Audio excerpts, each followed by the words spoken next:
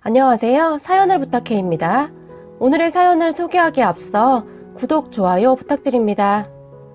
저는 30대 중반 여성입니다. 제가 이렇게 사연을 보내게 된 이유는 저희 시어머니 때문인데요. 우선 제 소개를 하자면 저는 첫째이고 밑으로 남동생이 한 명 있어요. 엄마가 1년 전에 갑자기 돌아가셔서 아빠와 남동생 둘이 살고 있고요. 저는 결혼해서 아이가 하나 있고 남편과 사이는 좋은 편입니다. 남편은 시부모님 다 계시고 위에 누나가 한 명 있어요. 시댁과 큰 마찰이나 문제는 없었는데 시댁 식구들은 굉장히 무뚝뚝해요. 표현을 잘 하거나 그런 것이 전혀 없다고 해야 할까요? 부드럽거나 살가운 그런 것을 전혀 느끼지 못하는 그냥 딱 할 말만 하는 그런 분위기였어요. 결혼 전 인사를 드리러 갔을 때도 저희가 조금 일찍 도착을 해서 제가 안녕하세요 라고 인사를 했는데 시어머니는 무표정한 얼굴로 저에게 왔나 라고 말을 하셨어요. 저는 그러한 시어머니의 모습에 조금 서운한 기분이 들었어요. 정말 반갑게 맞아주실 줄 알았거든요. 그런데 첫 느낌은 많이 쌀쌀맞은 느낌이어서 조금 주눅도 들었던 것 같아요. 저희 부모님은 워낙 표현을 잘하셔서 시댁의 분위기에 더욱 적응이 잘 안 되었던 것 같아요. 그렇게 집 안으로 들어갔고 시댁 식구들은 다들 말을 많이 하지 않았어요. 남편의 누나, 그러니까 시누이죠. 시누이도 있었는데 역시 마찬가지로 말이 없더라고요. 그런 분위기가 익숙치 않았던 저는 생각했어요. 가족들이 내가 마음에 들지 않는가 보다 라고요. 저는 그렇게 서러운 마음이 생기면서 눈물이 날 것 같았지만 꾹 참았어요. 그렇게 시어머니와 시누이가 음식을 준비했는데 저도 눈치가 보여 쫄래쫄래 주방으로 들어섰는데 시어머니가 그런 저에게 니는 가만히 있어라 라고 말을 했어요. 그런데 말투가 너무 단호해서 저는 다시 겁을 집어먹고는 거실로 나왔는데 잠시 후 시어머니와 시누이가 대화하는 소리가 들렸어요. 식탁이 좁다. 아니다. 괜찮다. 뭐 그렇게 말을 하는 것 같더니 시누이가 베란다에 가서는 정말 엄청 큰 상을 가지고 와서는 척척척 상다리를 펴더니 행주로 상을 깨끗이 닦았어요. 동작이 정말 빠르더라고요. 그리고 곧 주방에서 반찬을 옮기기 시작했는데 저는 너무 놀라서 눈이 휘둥그레졌어요. 무슨 잔치상을 차린 줄 알았어요. 전도 종류별로 다 있었고 제가 처음 본 음식도 엄청 많았는데 정말 엄청나더라고요. 그리고 제가 좋아하는 음식들이 엄청 많았어요. 그렇게 밥상이 차려졌고 밥을 먹으려고 앉았는데 제가 그날 치마를 입고 갔어요. 그러다 보니 바닥에 앉기가 조금 불편했어요. 그래도 저는 내색하지 않고 앉았는데 갑자기 시누이가 벌떡 일어나더니 방으로 들어갔어요. 저는 모든 것이 낯선 상황이었기에 그런 시누이를 가만히 바라보고 있었는데 잠시 후 시누이가 담요를 하나 가지고 나오더니 제 다리 위에 살포시 올려놔 주었어요. 그리고는 저희 남편의 등짝을 퍽 하고 치더니 뭐하노니? 라고 말을 하며 남편을 째려봤는데 남편은 멋쩍은 듯이 웃었고 저는 그런 시누이에게 감사합니다 라고 말을 했는데 시누이는 그저 살짝 웃으며 아무렇지도 않게 밥을 먹었어요. 밥을 먹을 때도 다들 별말이 없어서 저도 정말 열심히 밥만 먹었던 것 같아요. 그런 분위기가 너무 어색해서 밥을 먹는 내내 밥그릇만 바라보느라 밥알이 몇 개였는지 알 수도 있겠다 싶을 정도였어요. 그런데 갑자기 시어머니가 그런 저의 밥 위에 음식을 올려놔 주셨는데 제가 좋아하는 음식들을 위주로 올려놔 주시더라고요. 저는 그렇게 넙죽넙죽 음식을 받아 먹었어요. 그런데 그 상황 속에서도 반찬은 정말 맛이 있더라고요. 시어머니 음식 솜씨가 좋은 듯 했어요. 그때 저는 그것이 우연인 줄 알았는데 시간이 한참 지나고 나서야 알게 되었어요. 제가 시댁에 인사를 가기 전에 시어머니가 남편에게 제가 무엇을 좋아하는지 물어봤다는 것을요. 남편도 워낙 말이 없는 사람이라 저에게 그러한 이야기를 하지 않았으니 저는 꿈에도 몰랐을 수밖에요. 그렇게 식사를 하고 간단한 대화를 했는데 시부모님들은 저에게 많이 물어보지도 않았고 부모님 안부와 뭐 간단한 것들만 물어봤던 것 같아요. 저는 이것저것 물어볼까봐 나름 대답할 것들을 많이 준비해 갔는데 질문도 많이 하지 않았어요. 그냥 일상적인 것들만 물어봤고 잠시 후에는 저희 보고 빨리 올라가라고 재촉을 하셨어요. 길이 막힌다고요. 빨리 가라. 차 막히면 올라가는데 힘들다. 그리고 저에게 다음에 또 보자 라고 시어머니가 말을 했고 저는 그렇게 급히 올라왔네요. 가족들이 참 무뚝뚝하고 살갑지가 않았던 것 같은데 이상하게 올라오는 내내 기분은 나쁘지 않더라고요. 참 이상한 일이었어요. 그냥 표현이 별로 없는 것이지 나쁜 분들은 아니구나 그런 생각이 들었던 것 같아요. 그렇게 저희는 별 문제 없이 결혼을 했고 저희 부모님은 시부모님을 엄청 좋아하셨어요. 가식적이지 않고 진국이시라고 늘 칭찬을 하셨어요. 그리고 정말 신기했던 것이 저희 엄마와 시어머니는 참 잘 지내셨어요. 두 분이 정반대인 성향이었음에도 불구하고 신기할 정도로 잘 지내셨죠. 두 분이 같이 있으면 저희 엄마는 계속 말을 했고 시어머니는 그냥 듣고만 있었는데 저희 엄마랑 있으면 그렇게 무뚝뚝하던 시어머니가 자주 웃는 모습을 보이곤 했으니 그것도 참 신기했어요. 하지만 살면서 시어머니에게 서운한 부분이 전혀 없을 수가 없잖아요. 저도 그랬던 것 같아요. 시어머니는 잔소리가 조금 많은 편이었어요. 말은 별로 없었지만 잘못된 부분에 대해서는 반드시 짚고 넘어갔고 많이 혼내시기도 했어요. 하지만 저는 철이 없었기에 그런 시어머니에게 그저 서운할 뿐이었고요. 물론 시어머니도 저에게 서운한 점이 왜 없으셨겠어요. 제가 가끔 그런 시어머니에 대해 저희 엄마에게 불만을 토로하면 저희 엄마는 세상 천지에 너희 시어머니 같은 분이 어디 있는 줄 알아? 사돈 어르신이 화를 냈다고 하면 너가 뭘 크게 잘못한 것이구만. 너가 한 행동을 쏙 빼놓고 사돈 어르신이 화를 낸 것만 기분 나쁘다고 하면 어떻게 하니? 라며 오히려 저를 혼내셨어요. 지금 생각해보면 그렇게 맞춰가며 가족이 되어갔던 것은 아니었나 하는 생각이 듭니다. 그러던 어느 날 하늘이 무너지는 일이 생겼는데요. 저희 엄마가 아프셨어요. 몸이 많이 아프셨는데 저희는 모두 우왕좌왕하고 있었어요. 그러한 큰일은 처음이었기에 아빠도 저희도 어찌할 바를 몰라 그저 눈물만 흘리고 있었는데 남편이 시댁에 알린 것인지 남편과 시부모님이 병원이랑 이것저것을 다 알아봐 주셨어요. 그리고 시누이는 회사에 휴가를 내고 저희 아이를 돌봐주었고요. 시댁 가족들 모두 비상사태에 무슨 훈련이 되어 있는 것처럼 움직였어요. 그런 가족들에게 정말 너무너무 고마웠어요.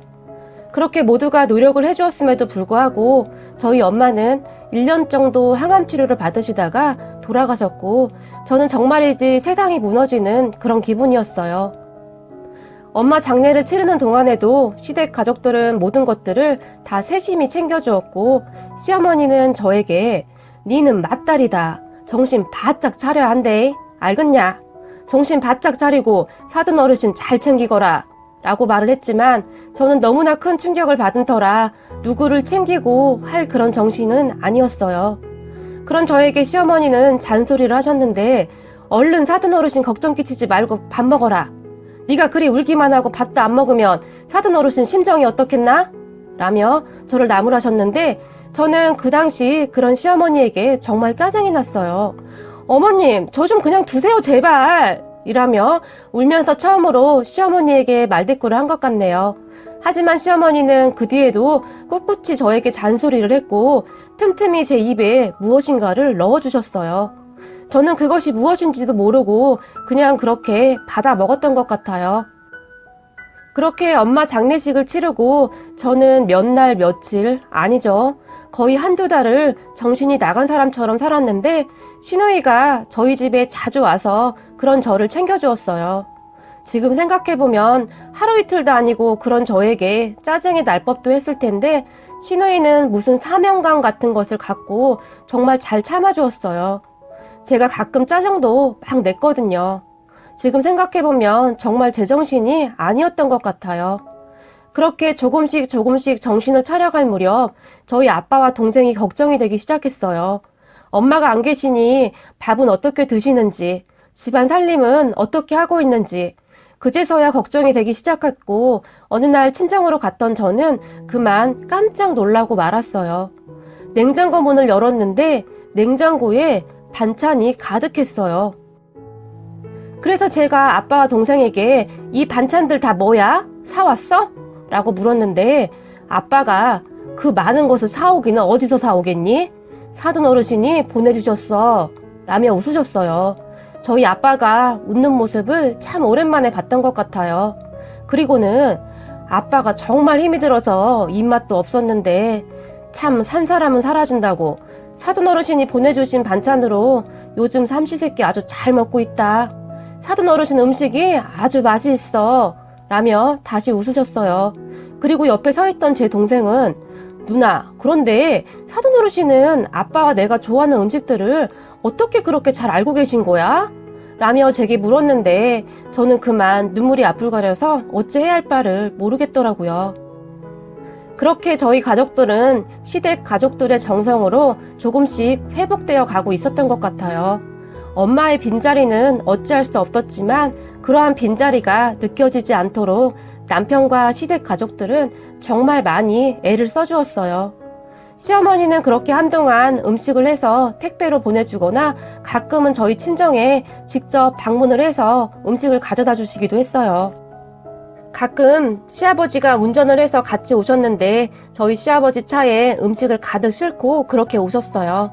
그리고 음식을 냉장고에 차곡차곡 넣어주시고는 저희 아빠에게 사돈, 오늘은 우리가 사돈한테 밥 좀 얻어먹으러 왔어요. 괜찮지요?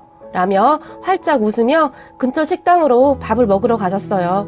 그러면 저희 아빠와 술도 한 잔씩 하시고 저희 집에서 자고 가시곤 했는데 오실 때마다 저희 시어머니의 잔소리는 끊이질 않았죠.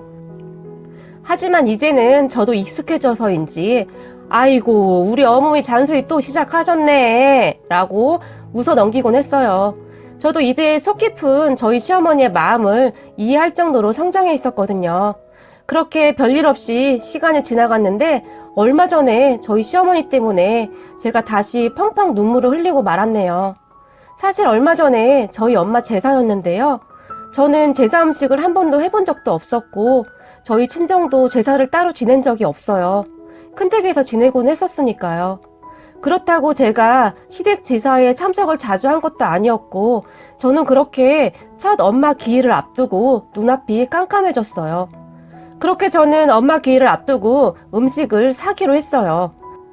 아빠도 괜히 번거롭게 하지 말자고 하면서 제사 음식을 잘하는 곳을 알아보라고 했고요. 그래서 저는 열심히 제사 음식을 만들어 파는 곳들을 확인하고 있었는데 시어머니가 저에게 전화를 했어요.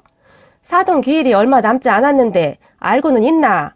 라고 역시나 시어머니 말투답게 물어보셨어요. 저는 그런 시어머니에게 네 어머님 당연하죠. 저 이제 아니라니까요. 라고 투덜댔는데 그런 저에게 시어머니는 제사 음식은 내가 준비하고 있으니 걱정하지 말 그래. 사돈 첫 기일인데 내가 챙겨야 하지 않겠나? 라고 말을 하셨어요. 저는 그런 시어머니 말에 제사 음식을요? 다요? 라고 말을 했고 시어머니는 그런 저에게 걱정 말 그래. 이 엄마가 다 준비해서 네가 아버지랑 같이 올라갈 것이니까 그리 알고 있으래. 라고 말을 하셨어요. 저는 그런 시어머니에게 어머니 괜찮아요. 저희가 알아서 할게요. 라고 말을 했는데 시어머니는 그런 저에게 네가 단디 착각하고 있는 모양인데 네 그 엄마랑 나는 그런 사이가 아니었다. 알겠냐? 나한테도 좋은 친구나 마찬가지였단 말이다. 너만 슬프고 보고 싶은 줄 아나? 나도 사돈이 보고 싶고 그렇단 말이다. 내가 꼭 해주려고 했다. 내가 친구한테 그 정도도 못 해주나? 라고 말을 했어요. 단 한 번도 속마음을 표현하지도 않았던 시어머니가 저에게 처음으로 속마음을 이야기했던 것이 아니었나 싶네요. 저는 그렇게 다시 한번 눈물을 흘려야 했어요. 시어머니 말이 틀린 말이 아니었어요. 저희 엄마와 시어머니는 참 안 맞는 것 같으면서도 이상하게도 잘 맞았거든요. 저는 그런 시어머니를 늘 감히 따라갈 수가 없었어요. 그리고 엄마의 첫 기일에 시어머니는 제사 음식을 준비해서 올라오셨고 제가 저희 집에서 같이 만들자고 했지만 시어머니는 니는 거치장스럽대. 네 혼자 하는 게 편하다. 라며 또 핀잔을 주셨어요. 그렇게 저희 엄마의 첫 기일을 잘 마쳤어요. 그리고 시어머니는 저에게 여전히 잔소리도 많이 하시고 혼도 많이 내시지만 이제는 서로의 마음을 잘 알기에 그냥 웃으며 넘기고 있어요.